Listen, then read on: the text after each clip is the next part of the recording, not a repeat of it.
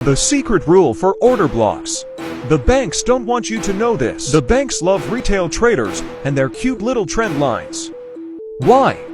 More orders for them to take out, fueling their own orders. As smart money traders, after retail is stopped out, we enter. This is liquidity. Not convinced? Let's see it play out. Here's our order block.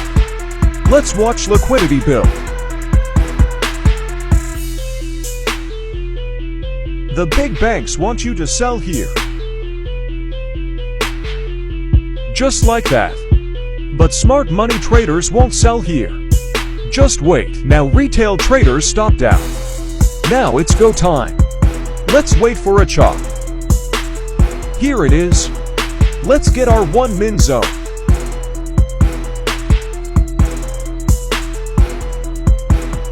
And now we sell. Watch this. That's how the big banks sell, not little retail traders. This happens over and over just as I teach. Check out my IG in bio for more.